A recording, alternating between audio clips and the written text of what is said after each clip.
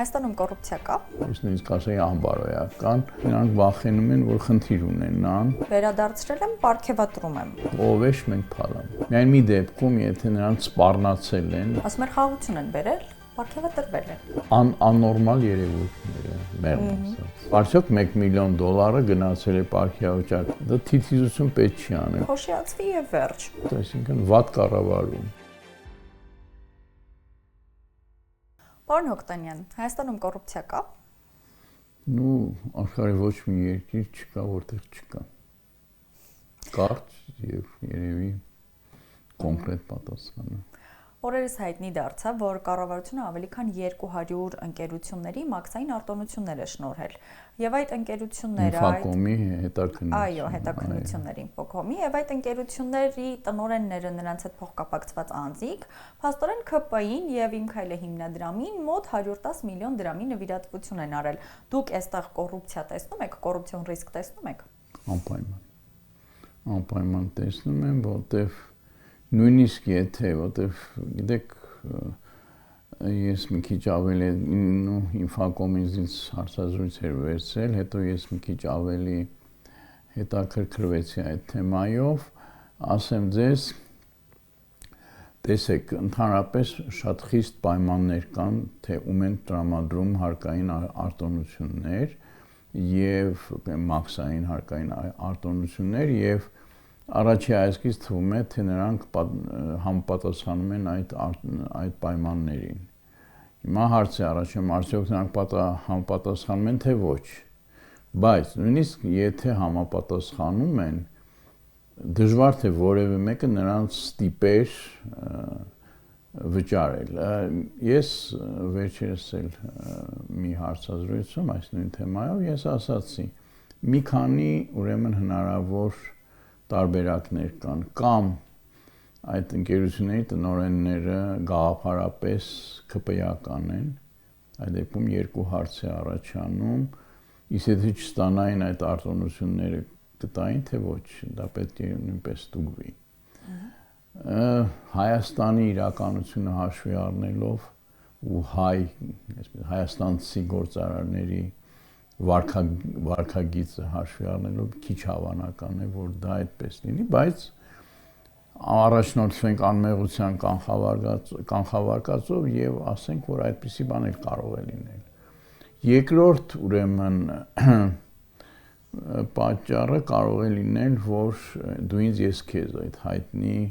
դեռևս հին Հռոմից եկած լատինական ասացվածքը կա quid pro quo, այսինքն դու ինձ ես քեզ հայերեն թարգմանում է, այսինքն դուք այստեղ արդեն կամ սկզբից են ՔՊ-ին նվիրատվության հետո են ստանում արտոնություններ կամ հակառակ, դա էական չի։ Սա արդեն տիպիկ քաղաքական կոռուպցիա կլինի։ Երրորդ, ինչպես ասի, ուրեմն առաջին, երրորդը, որ ուղղակի դա զուտ հենց կարող է լինել վերջերս այդ հարցազրույցում նաև լրագրողը ասաց, որի հետ ես համաձայնվեցի, ուղղակի նրանք վախենում են, որ խնդիր ունենան եւ դրա համար նվիրատվություն են անում։ Չնայած այս դեպքում մի քիչ անհասկանալի է։ Եվ վերջապես չորրորդը, որը պետք է ստուգվի, արդյոք այդ գործարարները ունեն սովորություն նաև այլ կուսակցություններին նվիրատվություն անելուց, դա էլ պետք է ստուգվի։ Եվ հասկացվի դա ուղղակի վարքագիծ է, այսպես խասյատ, որտեղ մենք գիտենք նույն, ասենք, Միացյալ Նահանգներում մանավանդ այդ նվիրատվությունների կուլտուրան շատ զարգացած է եւ ելնելով դրանից դու կարող եք տեսնել, որ նույն ընկերությունը, մեծ ընկերությունների մասն է խոսքը, կարող են եւ դեմոկրատներին եւ հանրապետականներին նվիրատվություն անել։ Սա է չորրորդը, որ դա ուղղակի բնավորություն է, որ օգնեն կայանալու կուսակցական համակարգ Հայաստանում։ Իմ մոտ հակվածությունը երկրորդն է, դու ինձ ես քեզը։ Հիմա միգուցե ինձ մեղադրեն կողմնակալության մեջ, ասեն ոչ, նրանք հավատավոր ՔՊ-ականներ, ինչ այլոց կարելի է ստուգել, նրանք նախկինում այլ նախքան Թավշյա ոչ բռնին այդ նույն Թավշյա ձևով նվիրատվություն արել են մյուս այն ժամանակվա իշխող կուսակցություններին, ասենք Հանրապետականին, ՀՀՇ-ին եւ այլն, թե ուղղակի այժմ են անում։ Դա էլ այդտեղից միգուցեորեն գաղափարական են դրանք։ Այնպես որ շատ բաներ կան, արտոնությունները ստանալը հաշվի առնելով, որ գոյություն ունեն շատ հստակ եւ խիստ չափանիշներ, արժի որ ստուգվի իսկապես նրանք համապատասխանել են այդ չափանիշներին։ Ես մի օրինակ բերեմ այդ նվիրատվություն, այդ դու ինձ ես քեզ օրինակից։ Ջերմուկ գրուպը ԿՊ-ի նվիրատվություն է արել 2.5 միլիոն դրամ եւ ընդամենը 1 շաբաթ անց ազատվել 102 միլիոն դրամ մաքսատուրքից։ Արդյոք այստեղ դատախազության անելիք չկա։ Ոչ։ Սա ես նորից նախորդ իմ հարցազրույցներում այս թեմայի շուրջ ասել եմ։ Առաջին հերթին պետք է սկսել կոռուպցիայի կանխարգելման հանձնաժողովից։ Նախ թող իրենք ստուգեն շահերի բախման, բարեվարկության այդ խնդիրները,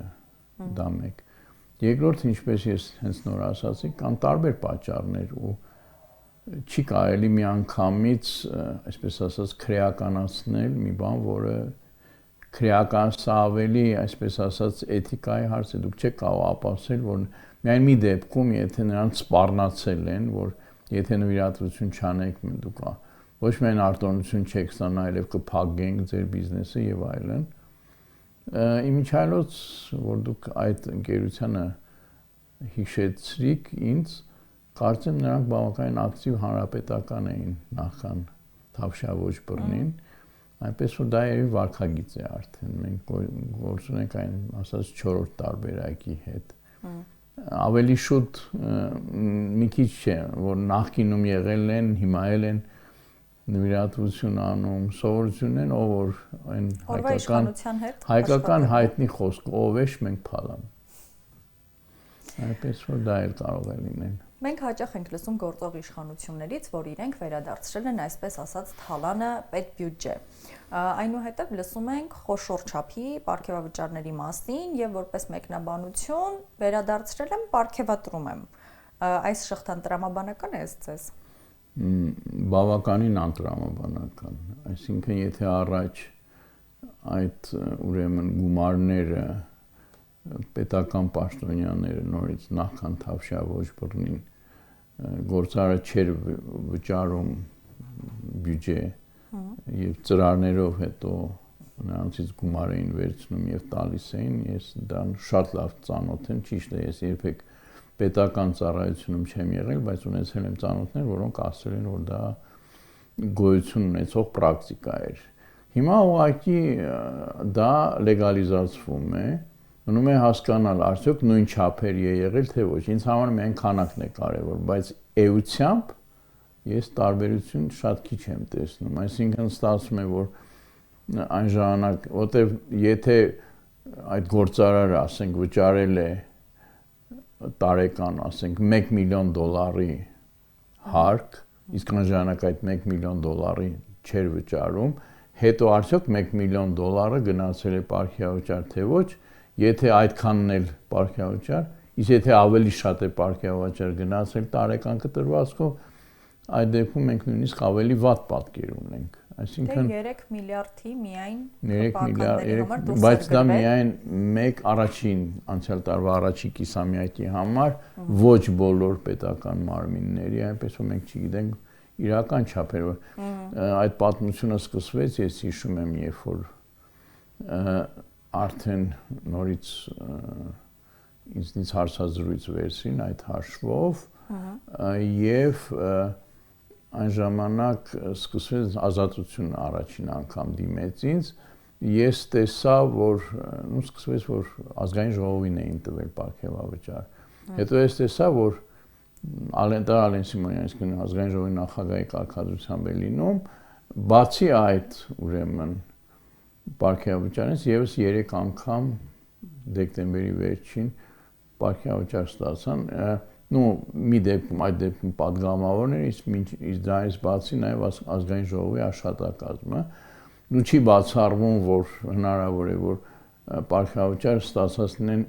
ոչ ղեկավար, որտեղ այդ որոշումը կառավարության, որի վրա հիմնվեց այդ ձեր ասած 3.5 միլիարդ դրամը, դա բաժնի պետից եւ ավելի վերև պաշտոններ զբաղեցնողների համար էր այդ պարգևաճարը։ Միգուցե շարքային աշխատողների համար էլ առանձին են վճարել։ Այնպես որ իհարկե այստեղ կա նաեւ շատ այլ մի ապաբարոյական պահ, ես նույնիսկ ասեի անբարոյական,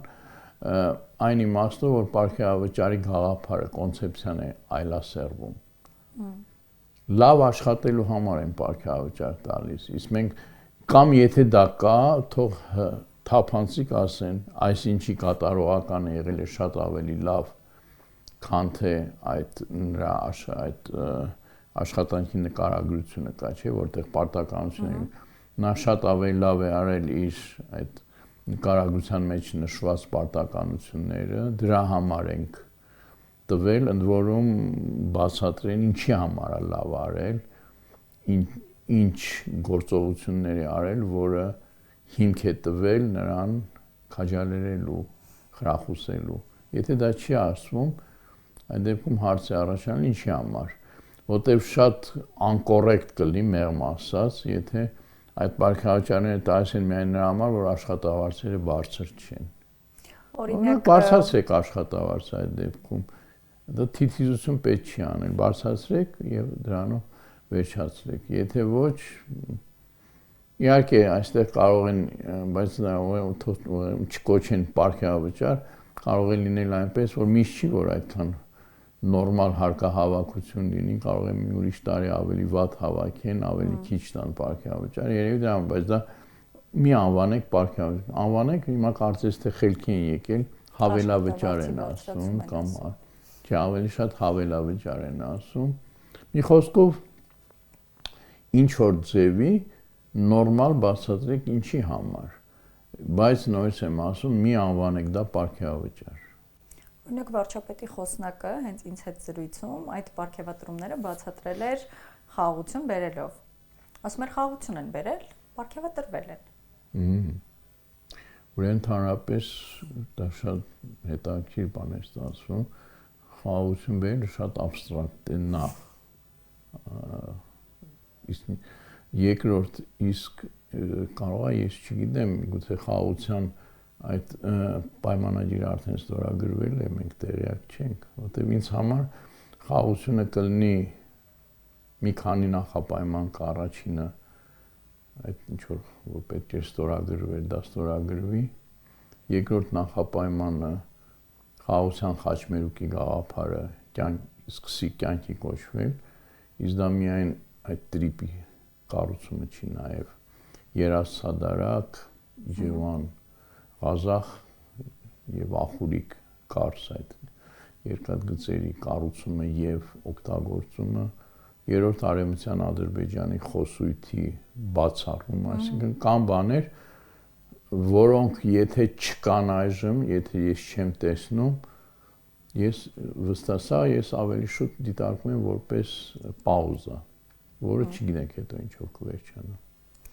Պարոն Հոկտանյան, այս իշխանությունների օրոք թերևս ամենամեծ կոռուպցիոն սկանդալը, որի մասին միշտ խոսվում է, դա Անիֆն է, որով փոշիացվեց $60 միլիոն։ Փաստացի ոչ մի բացատրություն չկա, թե ուր է անհայտացել այդ գումարը, չկան մեղադրյալներ, կա քրեական գործ, կա 3 հոգու նկատմամբ քրեական գործ, որոնք նշում են, որ իրենք ընդհանրապես կապ չունեն այդ գործի հետ։ Ну, ես չի, բայց այսպես ասած ուղակի են մեղադրյալ դարձել, ըստ ձեզ, սա ում թերացումն է, այս 60 միլիոնի փոշիացումը ում թերացումն է, եւ արդյոք դա այդքան սովորական է, որ այսպես փոշիացվի եւ վերջ։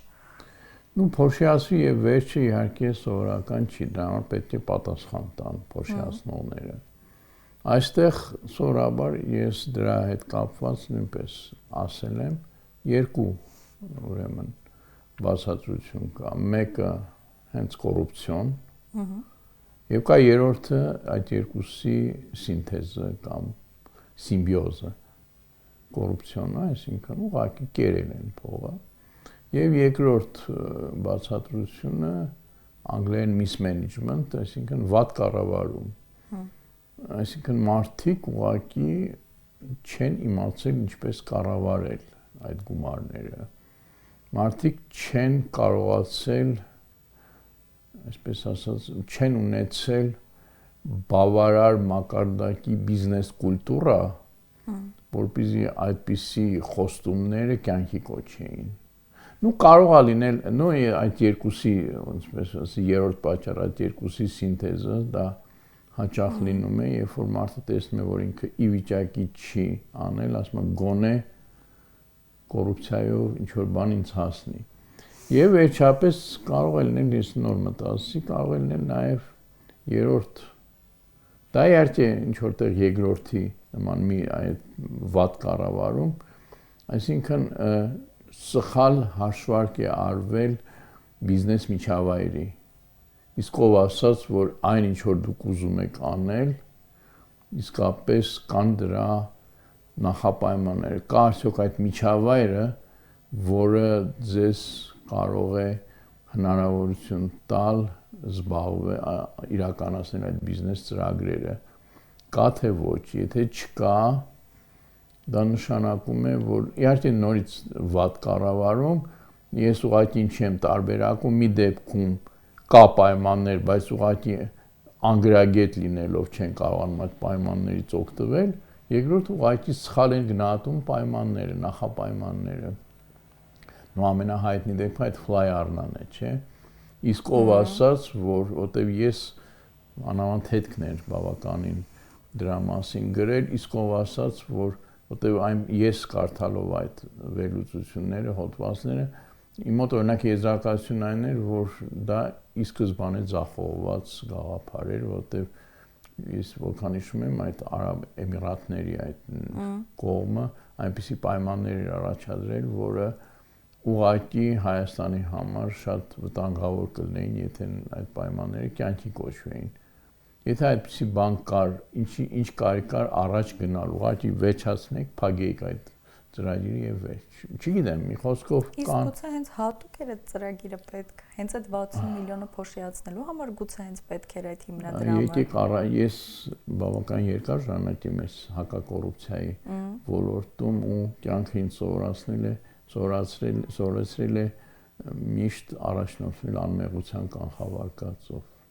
Որը այս իշխանությունների օրոք ակտիվորեն խախտվում է ի դեպ շատ հարցերում անմեղության կանխավարկածը։ Ես չգիտեմ, բայց դա չի նշանակում, որ ես էլ պիտի խախտեմ։ Դե հա, իհարկե։ Պարոն Հոկտանյան, կոռուպցիոն ամենամեծ ռիսկերից մեկը նաև մեկ անձից գնումներն են, տենդերները, պետական պաշտոնյաները, այդ խնամի ծանոթ բարեկամներով պետական պաշտոնյա դարձածները, որոնք Այսինքն գնումների ոլորտում, այսպես ասենք, աննորմալ երևույթները, մեղմ ասած, ահա։ Որը իհարկե խոստացվել էր վերացվել, երբ որ Թավշյա հեղափոխությամբ գալիս էին իշխանության։ Ինչ կասեք դուք այս մասով։ Ուրեմն տեսեք, սկսենք մի քիչ լիրիկական, մի քիչ շեղումից, մի հատ պապիկ չեմ հիշում, որ պապիկներ, Լենին պապիկներ, թե Հեգել պապիկներ, ինչ որ մի պապիկ ասել էր, որ հեղափոխությունը ուրեմն քաղաքական առումով քաղաքականապես շատ արագ կարելի է իրականացնել, տնտեսապես նույնպես բավականին շատ մեծ ժամանակ չի խլի, չնայած մեր մոտ ես չտեսա այդ եւ դրա համար աշխատում եմ խուսափել հեղափոխություն բառը օգտագործելուց, բայց հոգեբանական առումով, մենտալիտետի առումով սերունդներ են պետք։ Ուրեմն այս շեղումը ինչի համար է լիրիկական, այդ մարդիկ միանգամից սուրբ չեն դառնում այդպիսի իրադարձություններից հետո ու թևեր չեն առաջանում նրանց ուսերին ու սпасել, որ միանգամից կսկսվի այդ ամենը իհարկե անիմաստ է սпасելը, բայց գոնե այդ քաղաքական եւ տնտեսական պայմանները որ կային, պետք է բացառեին իրավիճակի անփոփոխությունը, իսկ ես միշտ ասել եմ եւ հիմա էլ առիթը օգտագործելով կասեմ, ես փոփոխություն չեմ զգում համենայնպես տնտեսական, սոցիալական, ու տեսնենք քաղաքական այս ընտրություններից նաեւ դա կերևա։ Հիմա անդրադառնանք գնումներին։ Ու այդ ամբողջ այդ արատները, որ դուք ասիք, մոտարապես հիմա էլ կան, բացի մեկ անձից գնումների, այստեղ ավելի խորամանկ ձև է, ինչ այլոց մի բան, որ 18 թվականից ես տեսնում եմ, ամենադեպս այդ իմ ոլորտն է, գնումները, կոռուպցիոն ռիսկերը գնումների ոլորտում, ամեն ինչ ավելի նուրբ է արվում։ Այն ափաշկայի եւ երևի մաքսային հարկային ոլորտներում նույնպես այդպիսի բացահայտ, այսպես ասած, խախտումներ, օրինակ մեկ անձով ես կա, այսպես ասած, տնտեսական համագործակցության եւ զարգացման կազմակերպության այդ OECD անգլերեն Փարիզում կենտրոնակայանը, որոնք կա Ստամբուլյան գործողությունների ծրագիրը, որով նախին խորհրդային հանրապետությունները եւ Մոնղոլիան այդ հակակոռուպցիոն պարտավորություններ արդեն 5-րդ փուլն է, գնում է 2004-ից սկսվեց այդ ամենը եւ այս փուլում կար նաեւ գնում, այսինքն միայն այս չէ, նախորդում էր, կար գնումների ոլորտը։ Եվ երբ որ գալիս են փորձագետները, գնահատողների, այսպես ասած, խումբը, այդ OECD-ից, ՏԶԿ-ից, Փարիզից երբ որ գալիս են, անպայման երբ որ պետք է զեկույցը պատրաստեն, մի հատ հանդիպում են, գալիս են տվյալ երկիր, եկան Հայաստան, անցյալ տարվա մարտին էր, եւ երբ որ խոսում ենք, պարզվեց, որ Հայաստանը վերջինից երկրորդ տեղն է, ամբողջ Եվրախորհրդի անդամ երկրներում, այսինքն շատ քիչ է մեկ անձից գնումները, բայց հետո սկսում ես մի քիչ խորանալ, նախ, այո, քիչ է, բայց բավականին, այսպես ասած, զգայուն, այսպես ոլորտներ են կամ զգայուն գործընթացներ են գնման, որոնք, գիտեք, գնումների մասին օրենքով 23 հոդվածով պայմաններ են սահմանված, բնականաբար, երբ որ դու նայում ես, արդեն տեսնում ես, որ օրինակ անցել են այն ժամանակները, երբ որ հրատապության հիմքով մեկ անձ են անում, բնականաբար, երբ որ նոր տարին մոտենում է եւ բոլորը գիտեն, որ նոր տարի է, քիչ չարժի է, էլի ասել, որ հրատապ է։ Ու ինչ են անում են բացառիկ կամ հատուկ իրավունքներով մեկ անձից գնում։ Ավելի խելոք բան է դա, քան թե հրատապության խելացի կոռուպցիա է, այսինքն։ Դա ավելի խելացի է դառնում եւ ավելի բնականաբար ավելի քիչ, բայց նաեւ մեկ այլ խնդիր է առաջանում, պետք է նաեւ նայել միջին մասնակցությունը տենդերներում, մրցակցային ընթացակարգերում իրականում այնքան էլ բարձր չի։ Եթե արհեստական ինտելեկտը, որը հիմա արդեն ակտիվորեն օգտագործում է, կարող է արհեստական ինտելեկտի օգտագործմամբ պարզվի, որ խոսացած մրցույթներ շատ կան։ Այնպես որ օրինակ Ուկրաինայում դա անում էին մինչև այս պատերազմը, արդեն նրանք սկսել էին դա անել, դեռ նոր էր արհեստական ինտելեկտը սկսել եւ բավականին ինչ որ գործեր արվում էր։ Այսինքն ինչ որ բաներ կան,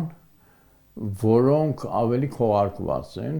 բայց նույն այդ շահերի բախում, հիմա նոր ազգային ժողովի այս գարնանային նստաշրջանի օրակարգում մտցրեցին շահերի բախման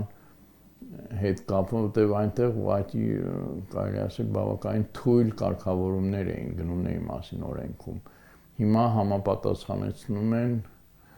ուրեմն հանրային ծառայության մասին օրենքի պահանջներին, որը ողջունելի է։ Բայց այստեղ գալիս է մեկ այլ խնդիր, որը ես անձամբ վերջերս առիթ ունեցա տեսնելու, դա իրական շահառուների ռեգիստրի այդ հարցն է, գիտեք, պետրեգիստրում կա իր, պետք է ներկայացնեն, թե որքանով է այդ ճշգրիտ այդ իրական շահառուները, ես շատ խորը կասկածներ ունեմ։ Եվ բացի դրանից էլ բնականաբար, եթե դուք արդեն խստացնում եք կարգավորումները, ինչպես ռազմական գործումները, հարձակողական զենքերին զարգացումը բերում է նաև պաշտպանական զենքերի։ Նույն ձևի այստեղ դու խորացնում, ուժեղացնում ես օրենսդրական այդ կարգավորումները, որ խուսափես այդ շահերի բախումից, կան համապատասխան ուրեմն ձևեր դա խուսափելու, օրինակ բարեկամ այսպես բարեկամներից անցնել օրինակ ծանոթներին կամ ծանոթի ծանոթին, որը ոչ մի ձևի իրական շահառուների որևէ ռեգիստր չի բացահայտի։ Կան ձևեր շատ կան, կարելի է նուրբ աշխատել եւ նուրբ ձևով այդ, այսպես ասած, արվեստը զարգացնել, այնպես որ դա կա։ Իսկ մեր իշխանությունների շատ սիրելի ասֆալտի հետ կապված ինչ կոռուպցիոն ռիսկեր եք տեսնում ենք, որ ասֆալտը աղին չի դիմակայում եւ շատ հաճախ են լինում ասֆալտապատման աշխատանքներ, արդյոք այստեղ կան կոռուպցիոն ռիսկեր։ Տեսեք, ես ինժեներ չեմ, հետեւաբար առավելևս ինժեներ ճանապարհաշինարար չեմ, բայց քանի որ նախկինում եղել եմ ֆիզիկոս, մի քիչ փորձում եմ հասկանալ, իսկ ինչից կարող է դա լինել։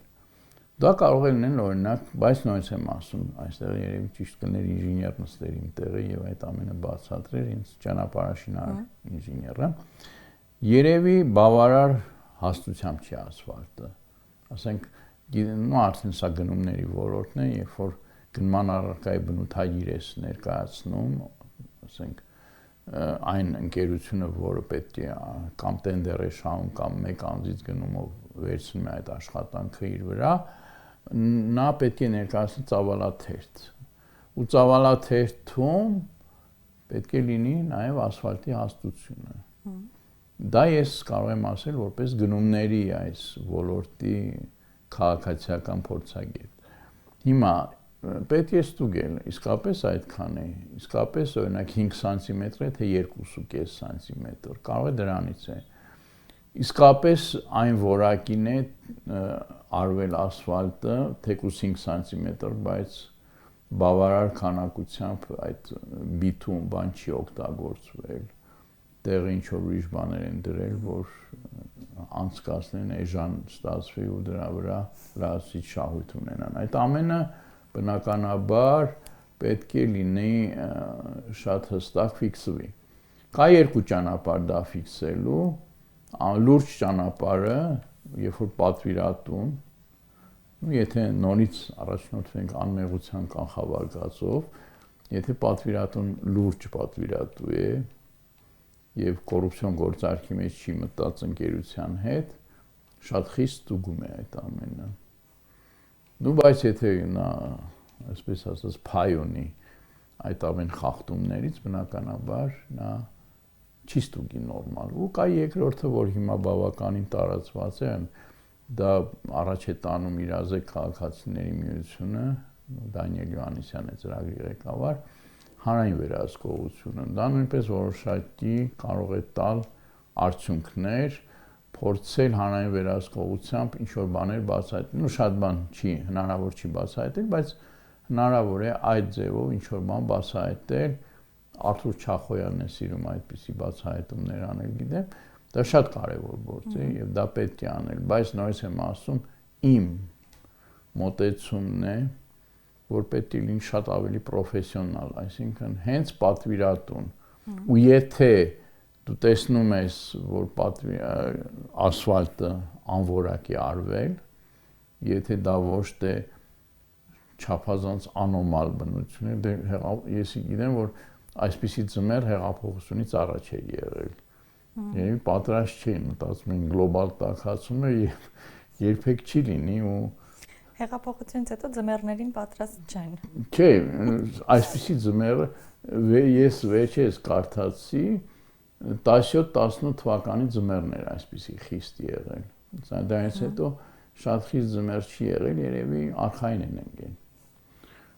Պետք չի, որովհետև ինչքան էլ գլոբալ տաքացում լինի, դա ես օրինակ տեսնում եմ դա ոչ այնքան որ միանգամից միշտ ավելի բարձր ջերմաստիճան կարող լինել, այլ ավելի շատ տատանումներն են, ամպլիտուդն է տատանումների մեծանում, այսինքն շատ ցուրտ ձմեռներ, շատ շոգ ամառներ, այնպես որ պետք է պատրաստ լինել ցուրտ ձմեռների։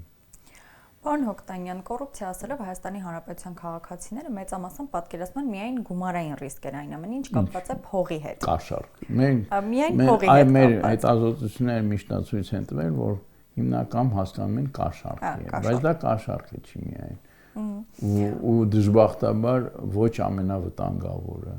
շատ ավելի վտանգավոր դրսևորումներ կան կոռուպցիայի։ Այ օրինակ նրանում, որ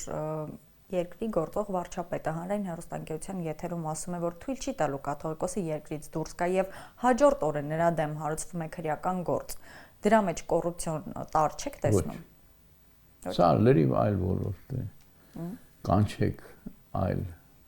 փորձագետների կամ փորձանքագետների, նրանք ձեզ դա ավելի բան է։ Դա այստեղ ես կոռուպցիա չեմ տեսնում բացարձակապես, սա լրիվ ուրիշ ոլորտ է։ Հասկացա։ Մենք փաստացի այս իշխանության օրոք բազմաթիվ կոռուպցիոն սկանդալներ ունենք, բացահայտումներ ունենք, Երևանի ավագան ընտրություններն էլ չմոռանանք, որտեղ մարդիկ նվիրատվություններ էին արել, բայց այդպես էլ չէին իմացել ոնց են արել, ում են արել, տեղյակ չէին նույնիսկ։ Դուք սրա վերջը ի վերջո որտեղ եք տեսնում։ Շատ ծանր հարց եք տալիս, շատ ծանր, որտեղ ես հիշում եք ասեցի այն ինչ-որ մի պապիկի, որի անունը չգիտեմ, մի մաս ասում էր Լենին պապիկներ, մի մաս ասում էր Հեգել պապիկը, այստեղ պետք է փոխվել։ Ինչպես այդ Շանսիրտ, այդ Բուլգակովի սիրած գրողի այդ հայտնի վեպում կա, եթե տուալը ոչ թե բարդակը ոչ թե զուգանում է, այլ այստեղ է։ Եթե դուք տեսնում եք բարդակ զուգանում, ապա իրականում այնտեղ չպիտի փնտրեք, այստեղ պիտի փնտրեք։ Մտայնությունը պիտի փոխվի, իսկ ինչ պետք է արվի, սա պետք է հասկանալ։ Եթե մենք կարծում ենք, որ այդ մտայնությունը շատ հեշտ կփոխվի, մենք խորապես շատ խորը մոլորության մեջ ենք։ Դրա համար ես միշտ եւ նախկինում եւ ներկայում աշխատել եմ հենց սա հասկացնել իմ հարցազրույցներում, որ մտածեք ինչպես ազդել մտայնության, մտածողության, մտածել այդ երկրի, մենտալիտետ այսպես կոչված։ Մինչև դա չփոխվի, այս ամբողջ այլանդակությունները կլինեն։ Իսկ դա փոխվի, եթե փոխվի, արդեն մարդկանց մոտ կլինի պահանջարկ նորմալ ընտրությունների։ Եթե դա փոխվի, մարդը չի վաճառի իր ձայնը կամ չի վախենա, որ իրեն եթե այնպես քվեարկի, որտեղ սկիզբը անհրաժեշտ, բայց ոչ բավարար պայմանը դա նորմալ ընտրություններն են։ Արևելյան Եվրոպան ոտի է կանգնում նորմալ ընտրությունների շնորհիվ։ Կլինեն նորմալ ընտրություններ, կսկսվի ոչ թե կսկսվի ու դրանով կվերջանա, բայց գոնե դրանով կսկսվի առողջացումը։ Իսկ որոնք են Հայաստանում ամենատարածված հիմնական կոռուպցիոն դրսևորումները ձեզ հայտնի։ Չգիտեմ։ Չգիտեմ, որովհետև դրա համար դա շատ լուրջ ուսումնասիրություն պետք է անել։ Վերջին անգամ, ուրեմն կոռուպցիայի համաշխարհային բարոմետր միջազգային դեպք մենք գիտենք, մենք պաշտոնական ներկայացուցիչն ենք Transparency International-ի, պաշտոնական ներկայացուցիչն ենք Հայաստանում եւ մեր միջազգային կազմակերպությունը նա ունի հետազոտական բաժին, այդ կոռուպցիայի կանխման համատիվը, որ հրապարակում է, դա արվում է։ Առաջ արվում էր նաեւ կոռուպցիայի համաշխարհային բարոմետրի չափումներ եւ այդ չափումների վերջին անգամ հիմա ֆինանսական խնդիրների պատճառով չի արվում։ Հայաստանում վերջին անգամ արվեց 16 թվականին, այն ժամանակ դատախազություն, ոստիկանություն, մաքսային հարկային մարմիններ։ Չնայած երևի առանց ուսումնասիրելու, բայց ես աշխատում եմ միշտ ձեր այս տիպի հարցերին եւ այլ լրագրողների պատասխան ես չգիտեմ, ես չեմ արել ու չեմ տեսել որևէ մեկը, որ դա իսկապես լրջորեն արած լինի։ Դուք խոսեցիք նաև ընտրություններից, եզրափակենք մի քաղաքական հարցով, ինչ սպասելիքներ ունեք գալիք ընտրություններից։